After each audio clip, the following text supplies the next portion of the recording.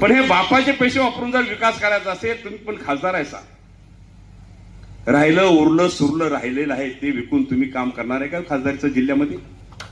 आता याचं उद्घाटन मग त्यांना करून द्यायचं नाही, बांधलं आम्ही उद्घाटन नाही, मग सदाभाऊ घेतलं नाळ फोडण्यासाठी आता आम्ही गडी ठेवलेत असं सदाभाऊ म्हणले.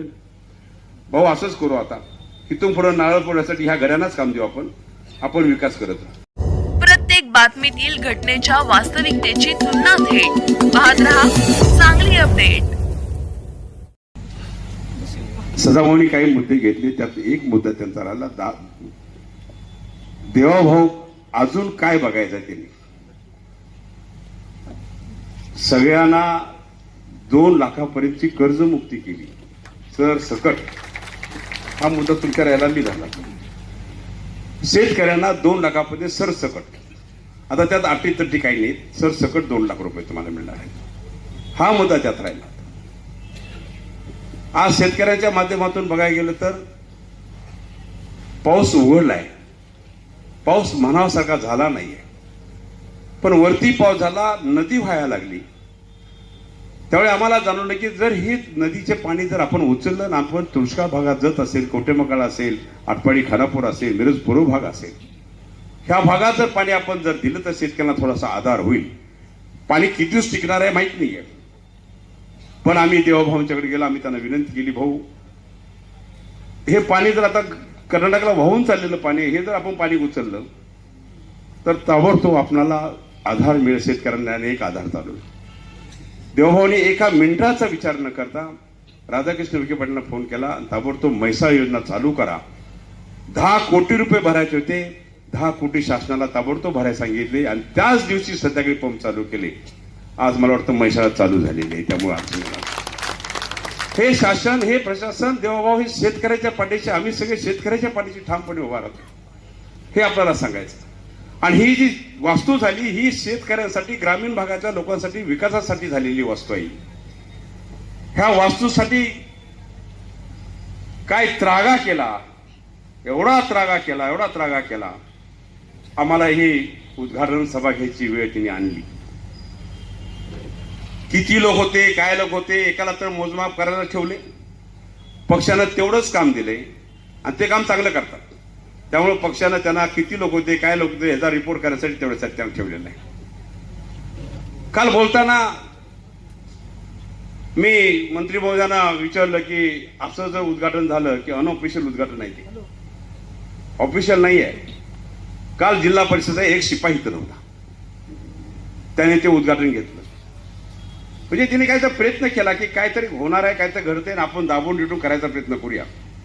मंत्री महोदय, असं जर उद्घाटन केलं असेल तर आपली पॉवर थोडी आपण वापरायलाच पाहिजे.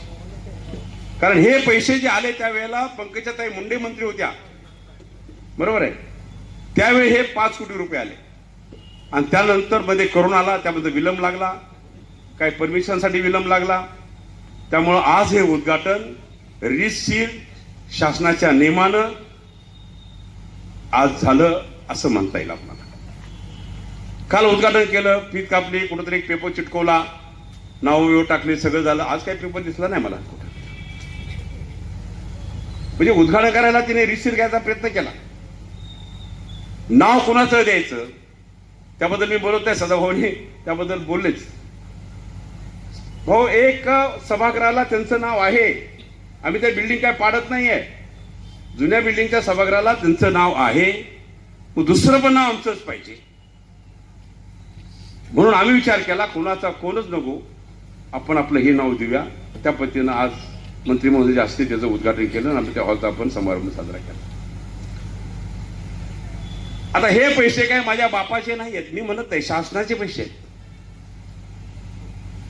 पण हे बापाचे पैसे वापरून जर विकास करायचा असेल, तुम्ही पण खासदार आहे सा, राहिलं उरलं सुरलं राहिलेलं आहे ते विकून तुम्ही काम करणार आहे का खासदारीचं जिल्ह्यामध्ये? काय राहिलंय हे शोधावं लागेल पहिलं,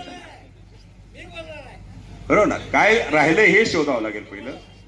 अरे हा पैसा तुम्ही खानदानी आहात, आजोबा हे ते सगळे तुमचे सगळे होते, पण ही भाषा करणं जरूर नव्हतं. माझी अपेक्षा नव्हती तुमच्याकडून ही भाषा येईल. कोण करतं?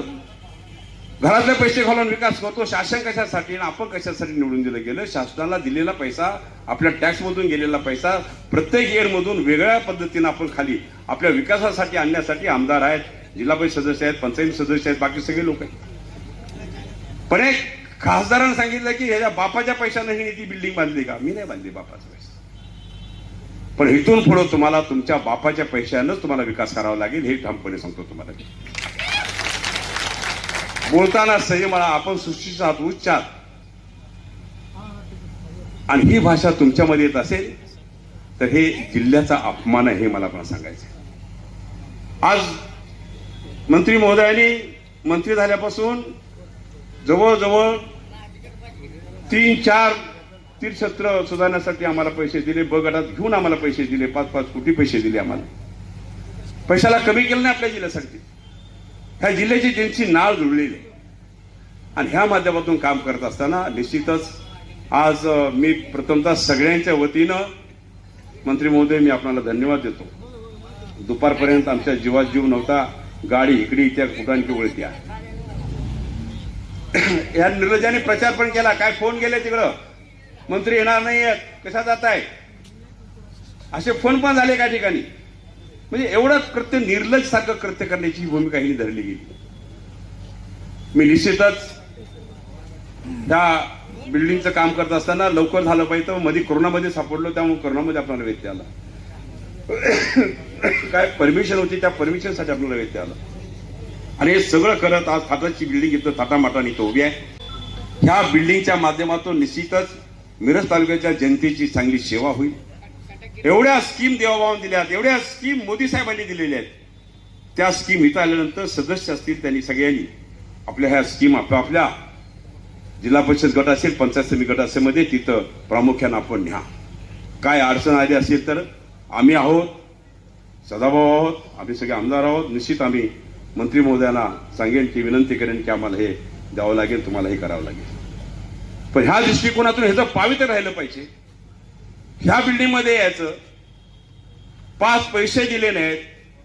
हे सगळे मंत्री खानदानी मंत्री होते, सगळ्या राज्यात मंत्रिपद होतं यांचं. मग त्यावेळी आमची पंचायत समिती बांधायच्या कुणाच्या लक्षात आलं का? लक्षात आलं नाही कुणाच्या. आणि आम्ही बांधलं तेव्हा आहे ना पोटात गोळा उठला.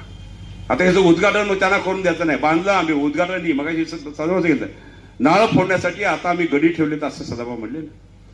भाऊ असंच करू, आता इथून पुढे नारळ फोडण्यासाठी ह्या घड्यानाच काम देऊ आपण विकास करत राहू. पण जनतेचा विकास आपल्याला करायचा आहे. आज ग्रामीण भागातले सगळे शेतकरी आलेले आहेत. आज हे शेतकरी म्हटलं तर गोरे साहेब, आज इथे कोण शेतकरी तिने हात वरून सांगावं की आमच्या गावाला पैसा मिळाला नाही. तर ह्या दृष्टिकोनातून आपण काम करत असताना निश्चित मी आज ग्रामविकास मंत्री गोरे साहेब इथे उपस्थित आहेत. इथून पुढं शासन आपलं आहे, केंद्रात आपलं आहे.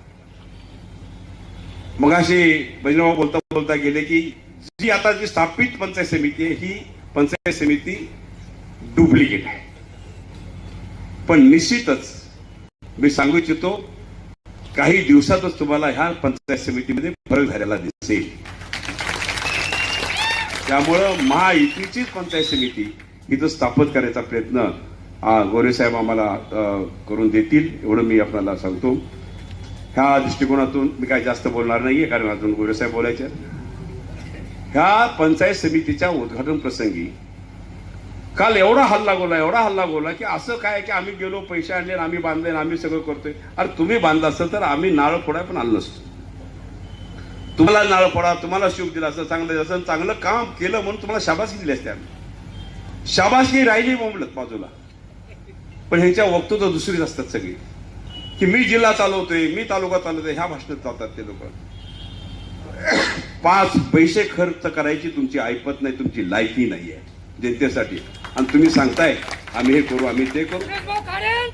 पण विषय असा आहे की त्या विषयावर आपण जात नाहीये. आपण विकासाच्या माध्यमातून जाऊ. आपण आज देवाभावनी मध्ये MSCBचं कनेक्शन 7 HP ची कनेक्शन आपल्याला माफ केली. थोडा मोठा आधार दिला शेतकऱ्यांना. 7 HP मोटरचं फ्री, पाणी फ्री, वीज फ्री, एवढं सगळं केलं आणि बाकीच्या गोष्टी भाऊनी सांगितल्या त्या सगळ्या केलेल्याच आहेत. त्यामध्ये कर्जमुक्ती आता सरसकट 2 लाख तुम्हाला फ्री केली, कुठलीही अट नाहीये. म्हणजे ह्यांच्या मागे आपण थांबायचं का कोणाच्या मागे थांबायचं आहे? ह्यांचा इतिहास काढून बघा आपण. 5 पैसे कधी दिलेले नाही कोणाला. हा हिंमत मला दाखवा. आपण त्यातले मंत्री होता, ह्या तालुक्यातले पण काही मंत्री होते, म्हणे लोकशाही.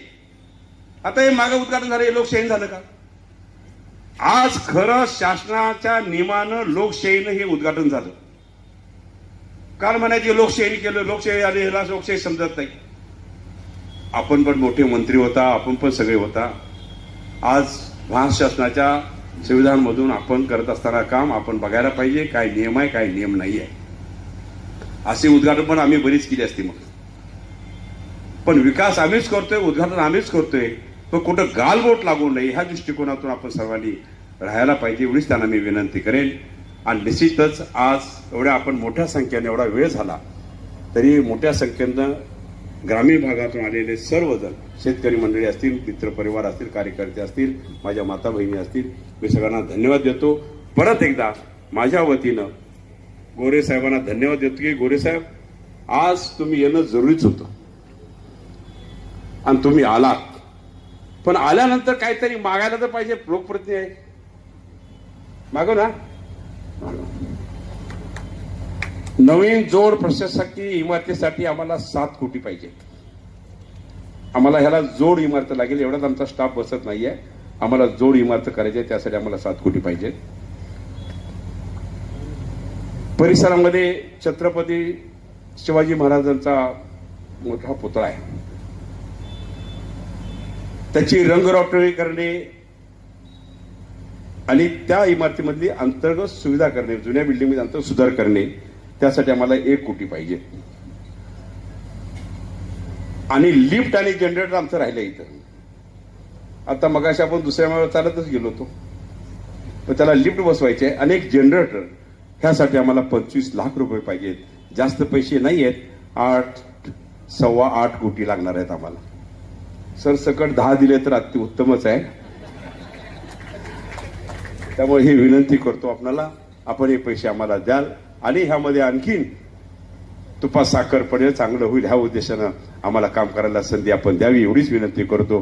परत एकदा सर्व मिरजकरांच्या वतीनं मी आपला धन्यवाद देतो, आभार मानतो.